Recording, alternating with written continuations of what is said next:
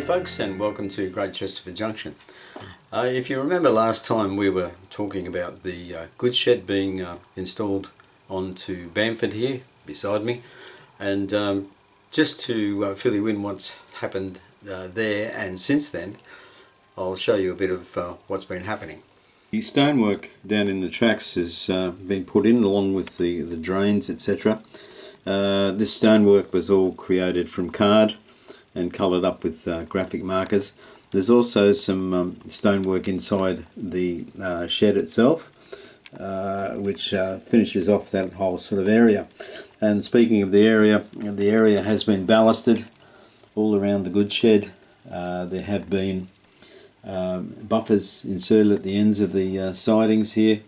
So, you know, it's looking pretty good here. And I think we'll call that finished for the time being. There's more detail to go into the goods shed itself. There has to be a crane put in there, but that'll come at a later date. Also, after that, the coal stage was permanently fitted and ballasted all around there and coloured up, etc. And then I've started to add some greenery in between the tracks, etc. And you'll see it's coming down here. That's about as far as I've got so far, because now I'm working on this siding here, and you'll see that we've got a timber merchant here, and you can see that the groundworks that were there have been taken up and replaced by cardboard. Because I wanted to put a building in here, I just couldn't really actually sit it on top of the groundworks that were there, so I thought it's best to start again, because we're going to have some paving here and everything. So we might take a bit more of a closer look now at this timber merchant. And you can see down here we've got some coal stays as well. There's going to be a coal merchant down there as well. Well folks, this is a totally scratch built timber merchant's building here. The base here, the floor, was recovered from a plastic kit. However, the rest of it here is scratch built. It's mostly made from balsa and corrugated card. And we'll have a look at another angle. It's not modelled on any particular building, but any sort of reference photos that I could find, I just used those, and I thought, well, it's sort of like a standard sort of shed arrangement that you might find in the British countryside. The ratio kits usually do a couple of little individual arched roofs facing this way, and that didn't appeal to me as much as this style. So I thought, this is totally freelance, so I'm going to go for it. And I've just finished it in the last few days, so that's the way it's come up. We have timber racks inside, and we've got timber as well of various sizes and shapes and all that sort of thing. There is a table saw there. That table saw was made with a small gear wheel out of a clock, and the body was built from balsa. We've got timber in the racks, we've got timber on the floor, we've got timber stacks over the back there, and round behind the table saw you can see there's a pile of sawdust on the floor. That's real sawdust, by the way.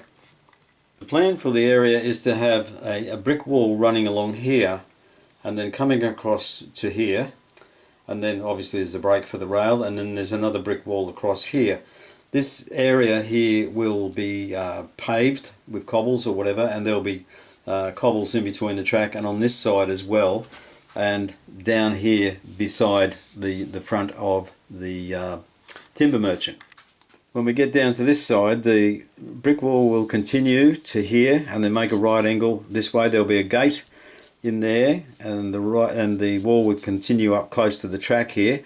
There'll be a chain wire fence along here to enclose the siding, and there'll be paving in here as well, same as up the other end. There'll be paving in between the track and on this side. And of course we'll have stacks of timber and all sorts of things in the yard here. There'll probably be a yard crane. There'll be stacks of timber up the other end as well.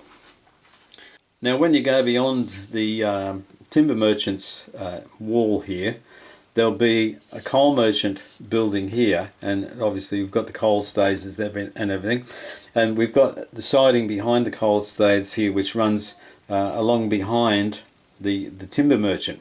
So where the timber merchant's wall makes the right angle here, on the other side of the track here there'll be another brick wall running back past the coal stades up to this wall, which effectively blocks off the coal merchant's yard from the main lines as well. And there'll be a gate in here as well. So we're virtually creating two private sidings here. So that's how it's all going to work. Now, out of interest, I've made a slideshow of how this building was put together, and it's only about 4 minutes or so, I think, from memory. So what we might do is we'll run that, and then I'll come back and see you afterwards.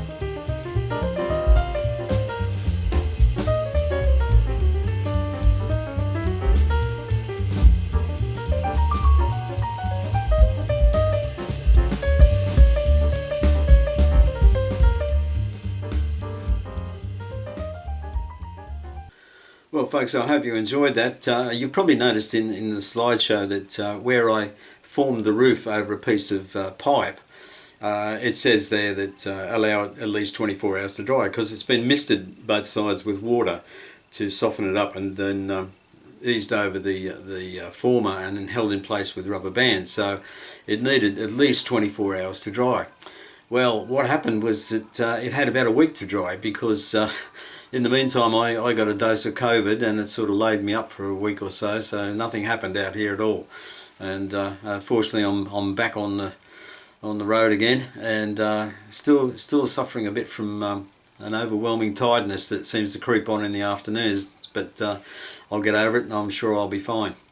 So that finishes off today's little program, and I would just like to wish all of you a very happy Christmas and a happy and healthy and prosperous new year, and I hope to see you all again once in the new year. So take care and enjoy your Christmas.